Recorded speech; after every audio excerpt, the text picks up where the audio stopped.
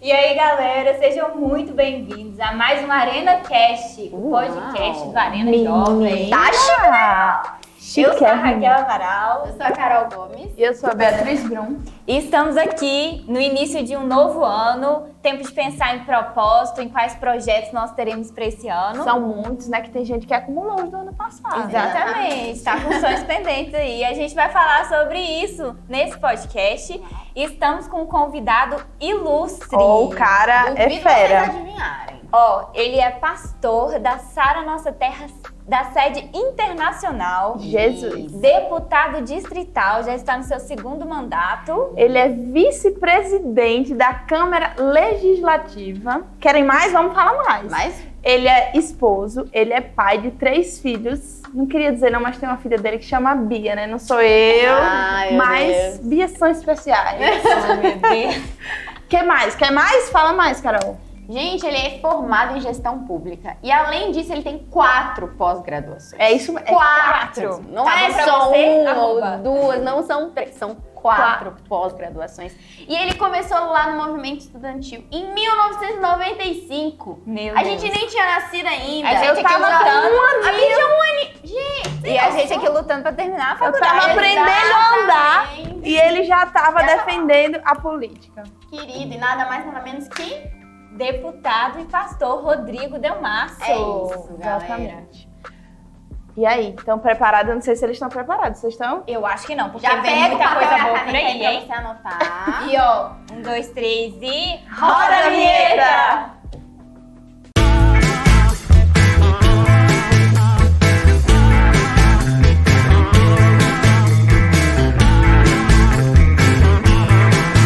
Por que ainda estamos aqui?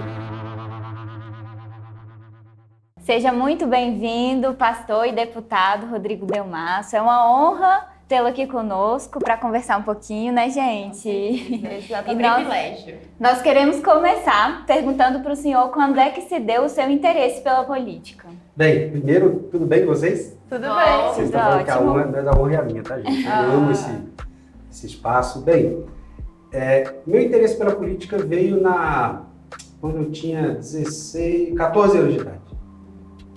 Eu estudava num colégio particular numa outra cidade, não em Brasília, e teve uma situação de aumento de mensalidade. Eu fiquei meio indignado com aquilo, né?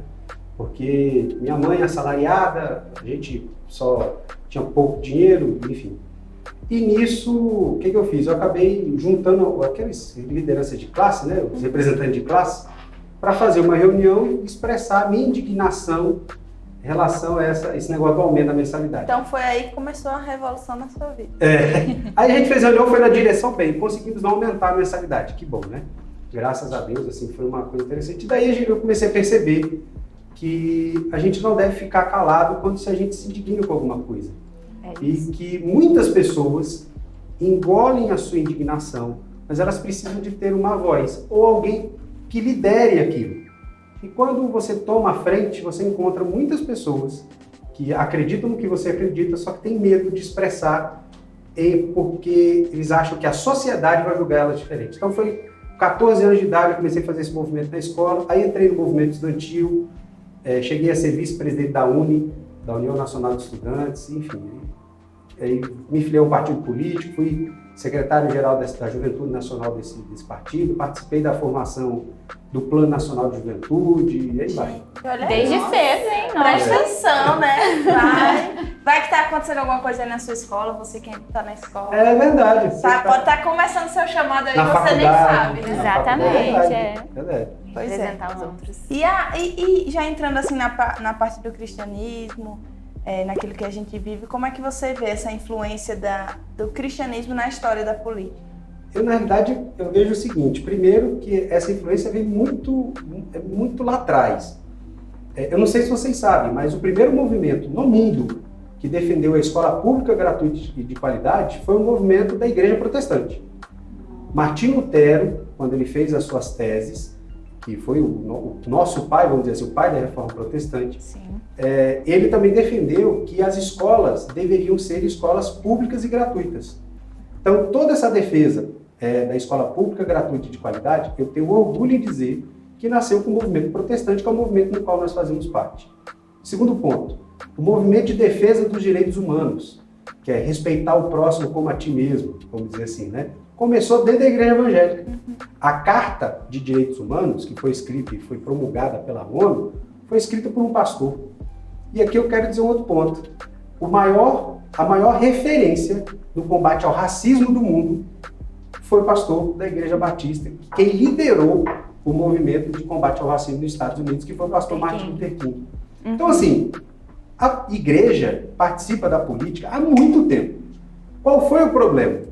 Que colocaram um sofisma na cabeça de alguns líderes de que a igreja não poderia se misturar com a política por causa da corrupção. Esse discurso pegou, houve um momento na sociedade que houve um afastamento da igreja na política. Aí é que entra o que nós chamamos de conceitos do mundo, que acabaram de afastar tudo isso que eu estou falando para vocês. A gente estuda no ensino médio. Só que ninguém diz que Martin Luther King é pastor, ninguém fala que o princípio da escola pública gratuita e de qualidade veio, por exemplo, de Martim Lutero, pai da Reforma Protestante. A gente só descobre isso quando estuda muito, né? E quando você começa a buscar quais são as verdadeiras origens. E por causa desse discurso de que a igreja não pode se misturar com a política, porque porque o processo de a política é corrupta, afastou todo mundo. E aí, claro, no processo político não existe espaço vazio. Alguém vai ocupar. E quem ocupa são aqueles que não querem que a igreja participe do processo político. E aí, por que não querem? Por uma coisa muito simples. Porque quando nós entramos, a gente quebra paradigma. Qual o paradigma que nós quebramos? Muitas pessoas acham assim, você só vai defender a sua placa, né? A placa da sua igreja. Não. Quando nós entramos no processo, a gente defende o bem-estar do ser humano. Exatamente. Ou seja, aquilo que Jesus falou, amar ao próximo como a ti mesmo. É isso que nós expressamos quando estamos na política. Nossa, o senhor falando aí, eu me lembrei, eu faço direito, né? E aí eu tive um professor na faculdade que falou uma vez que se todos fossem cristãos, se todo mundo realmente seguisse os princípios cristãos, não precisaria nem existir o direito penal, né? Porque Você falou uma coisa séria, já que você é estudante de direito, eu vou falar para quem aqui estuda. A nossa Constituição ela é baseada na Bíblia. É verdade. Tanto que, para você abrir uma sessão legislativa, certo? Que é quando você começa os trabalhos parlamentares, a primeira frase é: sob a proteção de Deus estão abertos os trabalhos legislativos. E, na Constituição e nos regimentos internos de todas as assembleias, da Câmara dos Deputados e do Senado, é obrigatório você ter uma Bíblia aberta em cima da mesa diretora. Tudo bem que isso é uma tradição da Igreja Católica, né? Que trouxe sobre a questão da Bíblia aberta, né? Enfim. Mas só para mostrar que os princípios da nossa nação, da nação brasileira, vieram do cristianismo. Você que faz direito, se você pega os direitos fundamentais no artigo 5º da Constituição e pega praticamente os 10 mandamentos, você vai ver que é quase que um copia e cola. Ctrl+C, né? Ctrl+V. É verdade. E o seu professor falou uma coisa certíssima. Se todos nós, que eu falo todo cidadão brasileiro, entendesse os princípios e valores cristãos que a nossa Constituição se baseou, o direito penal, felizmente, não precisava existir no nosso país. Que louco, né? Muita informação para um podcast só. Meu Deus. Mas, pastor, na Bíblia diz que se o sal ele perde o sabor, ele só serve para ser pisado, porque ele não está cumprindo o propósito pelo qual ele foi criado. O senhor acha que isso já aconteceu na política nas últimas décadas ou não? Com certeza. Eu acredito e a gente tem vários exemplos disso, e exemplos ruins, inclusive, exemplos ruins desses, que são utilizados como discurso para continuar afastando a igreja da participação do processo político. E aí eu faço uma pergunta, tá? E aqui quero ser bem rasgado. Toda vez que a gente fala de política, as pessoas pensam numa palavra. Se eu perguntar aqui, qual é a palavra? Corrupção. Por quê? Quando eu ligo o rádio, política, corrupção. Quando eu ligo a televisão. Mas queria fazer uma pergunta, né? Tá bom, é só na política que tem corrupção?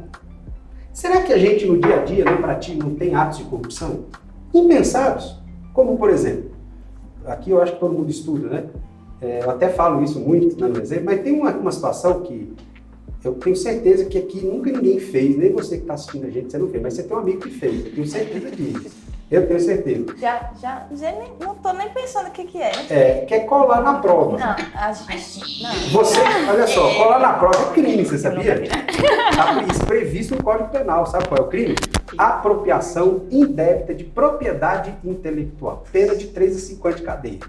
Né? Já podemos prender um monte de gente. Vamos prender a sociedade brasileira, né? Mas aí, como é um crime de pequeno... lugar. Como é que fala? É um crime de pequeno... como é que fala? Ele não tem tanta repercussão, a pessoa pode pagar uma cesta básica, ela está resolvida. Né? Ela pode ter uma pena alternativa. Pintar uma parede. Isso aí, vai lá, pintar uma parede, enfim, né? Mas olha só que interessante. Muitas vezes a gente entra no discurso, a igreja não pode entrar na política por causa da corrupção, mas pessoas que dizem isso não olham para as suas próprias práticas. Por exemplo, mentir para a mãe é um ato de corrupção, é falsidade ideológica. Né? Vamos trazer aqui para o que a gente vê na televisão, né? Mentir para a mãe é falsidade ideológica, ou testemunho falso, certo? Outra coisa, até dentro da igreja, né? Isso acontece pouco, enfim, que é uma pessoa que vai tentar pegar um discípulo de outra equipe para trazer para sua equipe. Fala Deus! De cara, gente. Fala Deus! Isso aí é o que, gente? Jesus nos ensinou a não pescar no aquário, ele ensinou que a gente tem que ir para o mundo e pregar o evangelho.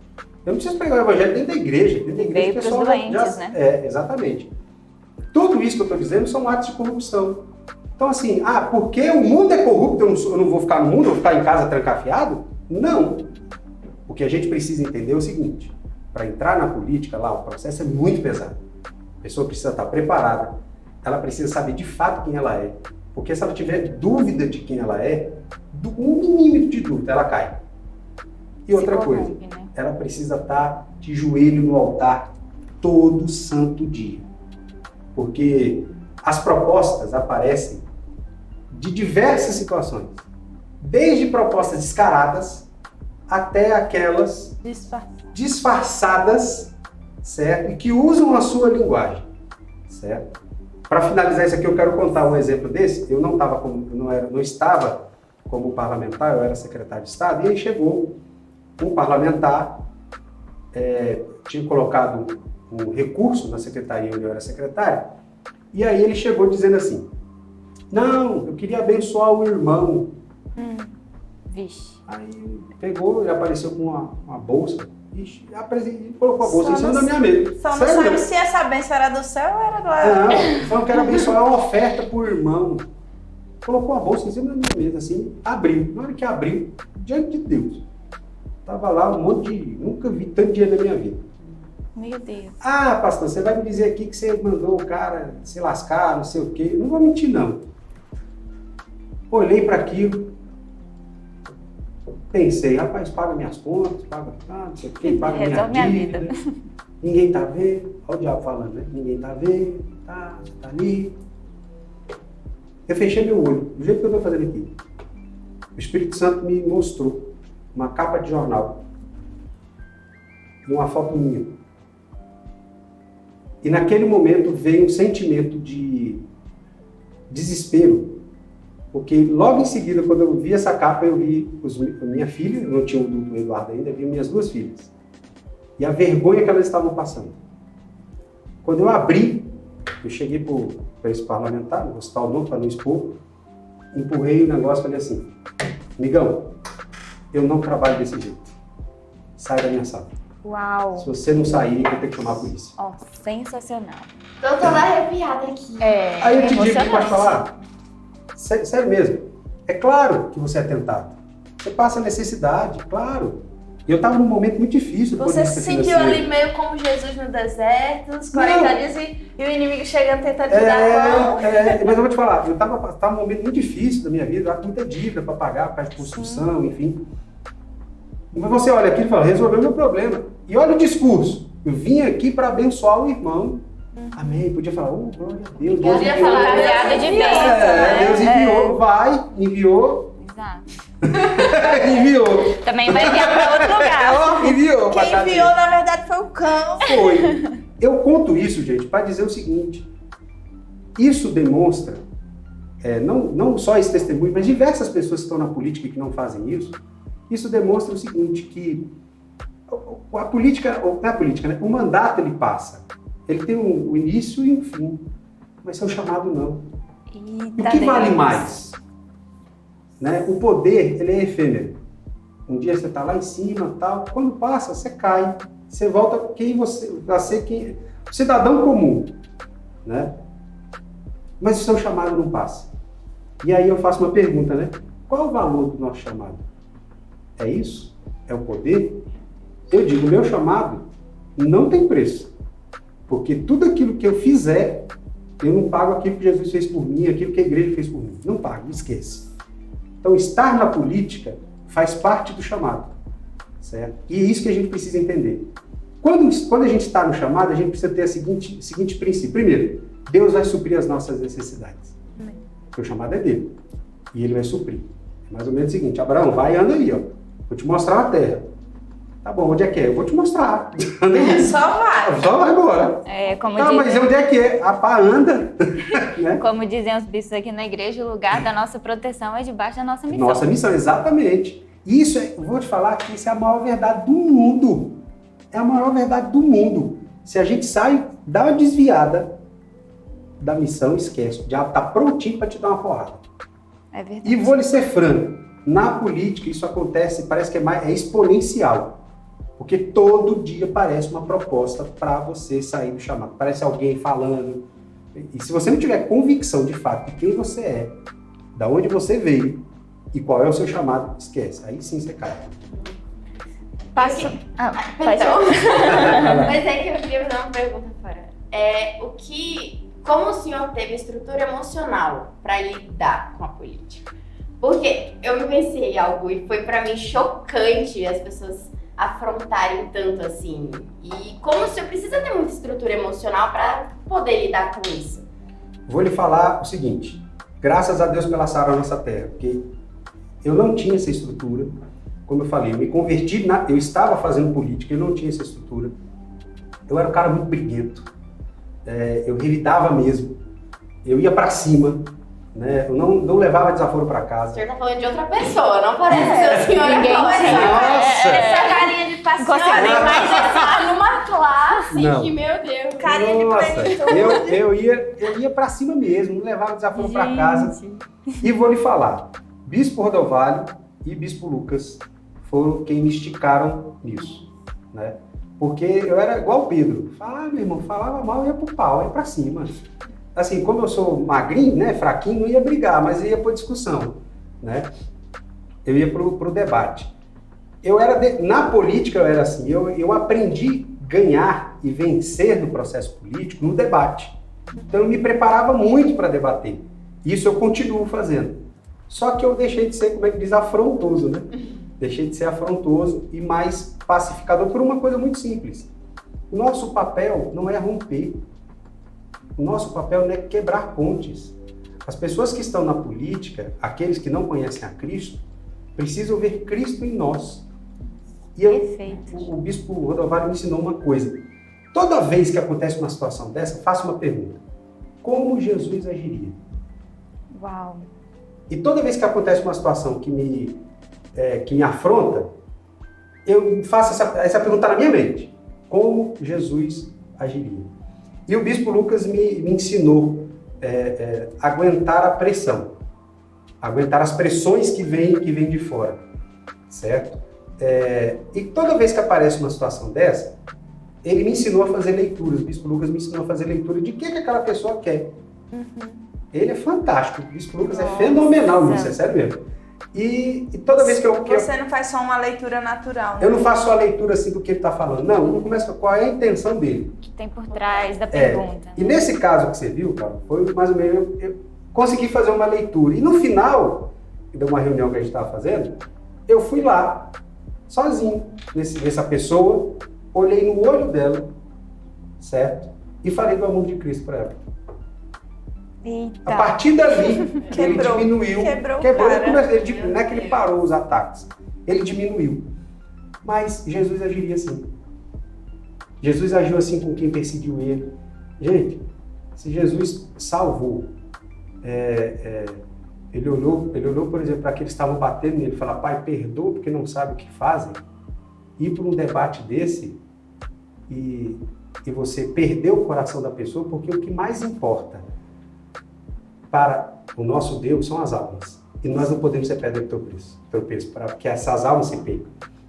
Temos que ser referência, né? E eu vou te falar, muitas vezes você passa por humilhação. Passa, claro, as pessoas vão te humilhar, vão pisar, vão, você não tem dúvida. Mas é pelo reino. Pastor, e a minha pergunta tem muito a ver com isso. Eu queria que o senhor desse algum conselho de como nós cristãos temos que agir, qual que deve ser o nosso posicionamento diante dessas situações de quebras de princípios cristãos que hoje em dia são evidentes, né? São gritantes. Como que deve ser o nosso comportamento diante disso? Olha, a gente não deve ficar calado, mas também não pode ser agressivo, né? A gente não pode partir para a agressividade. Eu acho que a sociedade hoje ficou muito polarizada, tá muito nós contra eles, e parece dois lados. Uma guerra. Eu acredito, o verdadeiro cristianismo, ele não polariza. O que ele faz? Ele atrai, ele ganha, ele traz as pessoas para perto. Então, nosso posicionamento é muito simples. É fazer com que as pessoas parem e pensem. Se as pessoas pararem e pensarem, elas vão parar de repetir. E hoje, infelizmente, a nossa sociedade está mais repetindo o que vê do que falando o que sente e o que pensa. Nossa, que forte. Elas repetem uma notícia de TV, elas repetem o que apareceu na capa de jornal, mas não param e pensam. E a nossa grande missão é levar as pessoas, ou seja, em postagem de internet, no Facebook, no Instagram, enfim, até mesmo nas nossas falas, nas conversas na sala de aula, na conversa no nosso discipulado, ao invés da gente ir na minha visão, para o embate ou para afrontar, é levar as pessoas a pensar. É mais ou menos o seguinte: aborto. Eu faço o seguinte questionamento: quem é favorável ao aborto teve a oportunidade de nascer, né? Engraçado. Querido. Não é verdade? Hipocrisia. Não é verdade? Quem é favorável ao aborto teve a oportunidade de nascer. Já pensou se aquela pessoa que defende o aborto, a mãe dela decidisse por ela que ela não ia nascer? Você ia ficar feliz com isso? Acho que não. Ela não teria nem Primeiro que você nem tem a oportunidade de defender Exatamente. o aborto. Exatamente.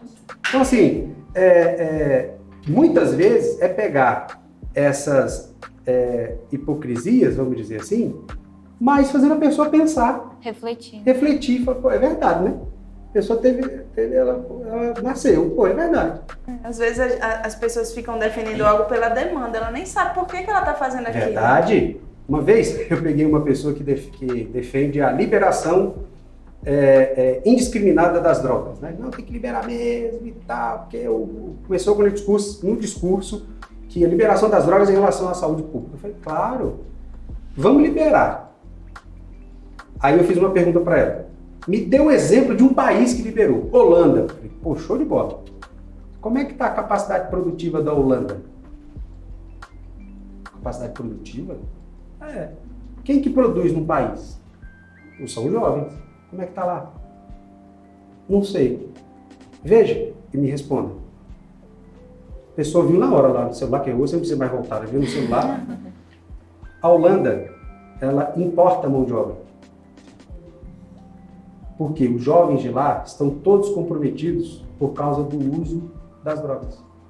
Contra fatos, não há argumentos. Então, assim, é só você olhar, você quer ver, vamos liberar. Mas o primeiro fato que vai ser prejudicado no Brasil vai ser a capacidade produtiva do nosso país. Fazendo isso, o que vai acontecer? Aumenta o desemprego, aumenta a violência. E aumentando a violência, tem mais morte, enfim.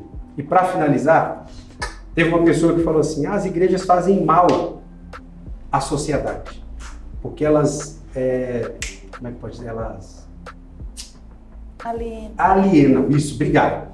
Elas alienam as pessoas. Eu falei, tá certo. Aí eu falei assim, tá, faz o seguinte, essa pessoa estava no debate. Eu queria perguntar, tinha um delegado do meu lado, assim, eu queria perguntar aqui pro delegado, se lá na região dele, uma região muito perigosa aqui em Brasília, quando foi aberta uma igreja, a criminalidade aumentou ou diminuiu? A resposta, pronto, não, diminuiu em 80%. Eu falei, talvez a alienação é tirar a violência, né? Essa alienação então tá boa, né? Tá bom demais, Isso, né? vou te falar, isso é estatístico, tá? Aqui pelo menos em Brasília, eu não fiz estudo, mas aonde se abre uma igreja, a criminalidade cai em 70% e 80%. Nossa. Então, muitas vezes, qual é a política verdadeira de segurança pública? Na minha visão, é pregar o evangelho. A igreja entra onde o Estado falha. E aí, por quê? Porque o Estado é pesado, burocrático. A igreja não. É verdade. E a igreja entra com uma coisa, com amor, né? O Estado entra com direito. É isso. A diferença. E quando você tem amor, você não precisa usar o direito. Você não precisa usar a lei. Porque, né, Jesus falou sobre isso. O maior mandamento é amar ao próximo como a ti mesmo. Não tem outro mandamento contra. Então, quando você entra com amor, para que você vai usar o direito? E amor que eu digo, não é só você falar assim, oh, eu te amo, viu? Oh, isso é muito importante para mim. Não. É quando a gente vê uma pessoa, por exemplo, que está passando fome e eu tenho um pouquinho de condições, eu vou lá e compro uma cesta básica e dou para ela. Ah, mas aquilo não vai resolver o problema dela. Ótimo. Eu sei disso, mas pelo menos aquela semana ela vai ter o que comer. É quando, por exemplo, eu vejo alguém passando frio e eu tenho mais de um casaco no meu guarda-roupa e eu sei que eu não vou usar todos aqueles casacos, eu vou voltar lá e vou dar um para ele. E Jesus fala isso na Bíblia, né? Ele fala, tive fome e me deste, fala isso para os salvos, né? Tive fome e me deste de comer, tive frio e me deste o que vestir. E fala também para aqueles que vão para o inferno. Está na Bíblia, isso eu não estou dizendo não, está na Bíblia, tá? Tive fome e não me deste de comer, tive sede e não me deste de beber. Então, assim, a prática política está aqui. Eu preciso amar as pessoas, independente da sua cor, combate ao racismo, independente do seu sexo, valorização da mulher. Então, eu estou só fazendo um parâmetro com base na Bíblia, trazendo para as bandeiras que as pessoas ficam falando. Então, assim, nosso papel é esse. É ser, como o apóstolo Paulo fala, o evangelho vivo, em todos os lugares onde a gente está. Amém! É pra aplaudir de pé, igreja! Se você não tá anotando, volta esse podcast lá do início, anota, pelo amor de Deus. Eita. Pastor, Gostei dessa plaquinha aqui, ó. gostou, né? Oh my God. Pois é. Engraçado, o senhor falando aí, me veio muito na cabeça, veio na minha mente aqui, que é o seu ID, né? Esse. E muitas vezes na igreja, muitas pessoas têm a mentalidade fechada que o ID de Jesus só acontece dentro da igreja. E na verdade não, existem várias áreas onde o cristão deve atuar e esse é o seu ID. E esse é o seu ID. E assim, por as pessoas terem isso na cabeça da política, da corrupção, tudo isso que a gente já falou, ter essa capa que esconde, na verdade, tudo que está por trás, que é isso que você disse de defender. Uma pessoa defende algo, mas na verdade ela nem viu essas taxas da Holanda que você falou. Então é algo muito mais complexo por trás. É como se fosse a ponta do iceberg e tem o iceberg inteiro embaixo que as pessoas não veem, né? E o que a gente pode falar para os jovens, para as pessoas que não têm esse entendimento de se aprofundar na política? Eu mesmo confesso que por muito tempo eu não me interessava em política, mas a gente passa a entender que, na verdade, existe algo muito maior por trás. E como chamar essas pessoas que não têm esse interesse, que acham que a política é chata?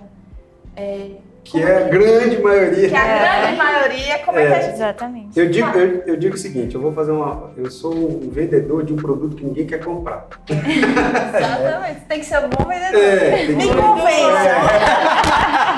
Tem que ser... Eu falo uma frase, quem não gosta de política é governado por quem gosta. E muitas vezes quem gosta não vai fazer aquilo que você quer. Ah, eu quero mudar, eu tenho que participar. Pronto. Se eu quero mudar... Calma aí. Desculpa. Pérolas assim. Podia dormir ser essa. A gente não digere tão rápido. Isso, se eu quero mudar... Eu tenho que participar. E a participação não é só no momento eleitoral. Certo? Eleição não é política, faz parte da política. Ela é um processo. É a ponta do iceberg. Faz parte do processo. Tá, como é que eu posso participar do processo político mais ativamente? Poxa, eu queria fazer parte, quero ir para a rua, fazer movimento. Isso também não é política. Isso faz parte da política. Como eu faço para participar? Influenciando. Como? Tá. Nós, todos aqui, temos princípios e valores. O meu papel, como cidadão, é influenciar para que as pessoas tenham os mesmos princípios e valores que eu tenho. E para isso, eu preciso quebrar muros, eu preciso romper paradigmas. Eu preciso, por exemplo, romper, e existe uma corrente muito forte dizendo que as igrejas evangélicas são sectárias. Não. O exemplo de Martin Luther King está aí, dizendo que as igrejas evangélicas não valorizam as mulheres.